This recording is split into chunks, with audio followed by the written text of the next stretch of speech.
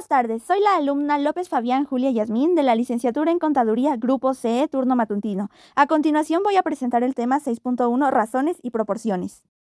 Para poder entender la relación entre razones y proporciones es necesario conocer las definiciones de cada una de ellas. Las razones son comparaciones entre dos magnitudes proporcionales. Las magnitudes proporcionales pueden entenderse como todas aquellas cualidades que pueden cuantificarse, medirse y expresarse mediante un número. Por ejemplo, podemos medir el tiempo, la masa, el peso, el dinero, la temperatura, la cantidad de personas, frutas o cualquier otro objeto.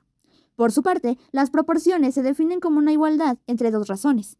En ambas situaciones, nosotros debemos saber que, al establecer una razón o proporción, ninguna de las magnitudes que conforman la proporción deben ser igual a cero, como se muestra.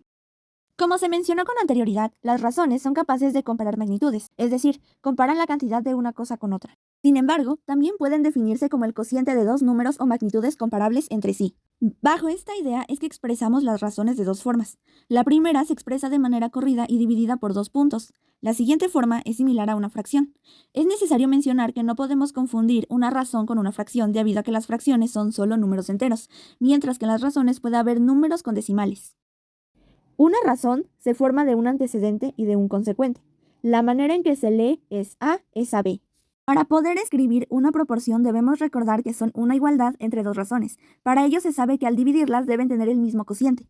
Esto para saber si realmente son dos razones que forman una proporción.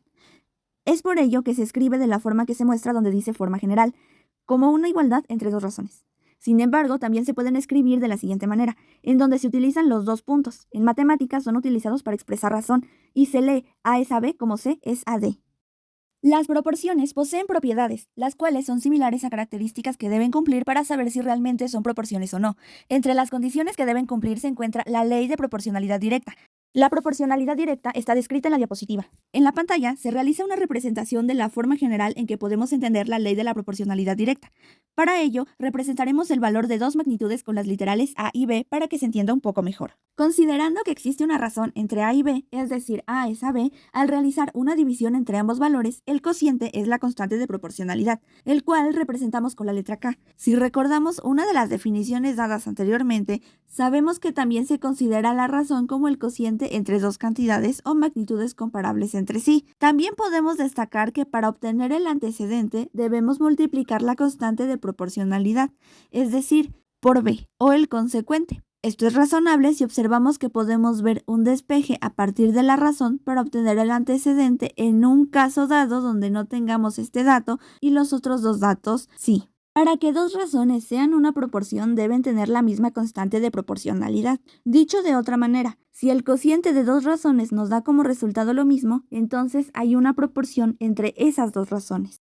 Ahora veremos el teorema de la propiedad fundamental de las proporciones, el cual es utilizado para saber si dos razones forman una proporción. Establece que al multiplicar los valores exteriores de la proporción, el producto debe ser igual al producto de la multiplicación de los valores medios. Aquí tenemos una representación de una proporción, representada por literales, donde A es a B como C es a D. A y D son los extremos de la proporción, es decir, que el producto de la multiplicación de A por D debe ser exactamente lo mismo que el producto de la multiplicación del valor de los medios, que en este caso son C y B, es decir, C por B. Para poner en práctica lo aprendido se resolverá un ejercicio. En clase de matemáticas, la razón entre el número de alumnas y alumnos es de 2 a 3. Si en el salón hay 12 alumnos, ¿cuántas alumnas hay? Primero debemos analizar los datos que nos da el problema. Nos da la razón de 2 a 3, es decir, hay 2 alumnas por cada 3 alumnos, y nos da un total de 12 alumnos. Lo que nos pregunta es cuántas alumnas hay. Con ello podemos obtener la proporción 2 a 3 igual que x a 12. Ahora trataremos de darle solución por medio de la ley de proporcionalidad directa. Recordaremos que el ejercicio nos da una razón entre el número de alumnas y el número de alumnos y el total de alumnos. Nosotros podemos plantear la proporción de la siguiente manera. 2 es a 3 como x es a 12, debido a que hay 2 alumnas por cada 3 alumnos y hay x alumnas por cada 12 alumnos. En este caso, como no sabemos la cantidad de alumnas que hay, lo sustituiremos por x para tratar de buscar el valor.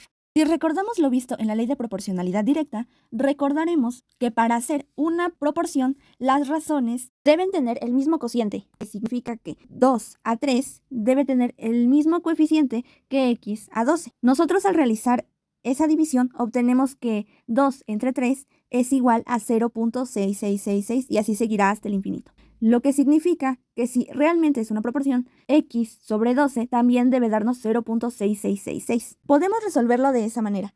Sin embargo, también podemos replantear la proporción, es decir, reacomodarlo. Por ejemplo, en este caso sabemos que el 12 y el 3 se relacionan porque ambos representan la cantidad de alumnos. Entonces podemos establecer que 12 a 3 es como x a 2, porque x, si recordamos, representa el número de alumnas que aún no conocemos y 2 el número de alumnas que sí conocemos. Ahora podemos plantear que 12 sobre 3 me dará el mismo coeficiente de proporcionalidad que x sobre 2. Ese coeficiente es igual a 4. Ahora, el paso 3, en donde al multiplicar el coeficiente de proporcionalidad por el consecuente, obtenemos el antecedente, que en este problema es el dato que necesitamos saber, dándonos 8 como resultado de la multiplicación de x es igual a 4 por 2.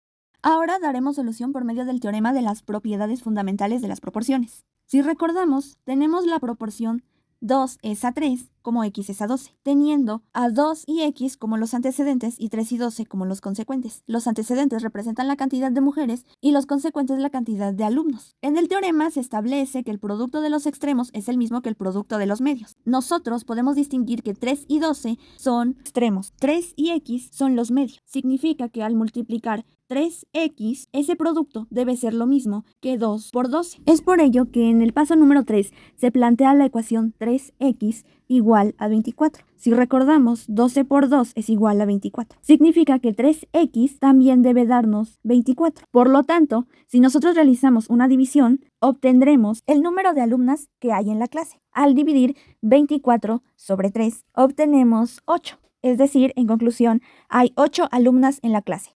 A continuación, se presenta un ejercicio. Gracias por su atención.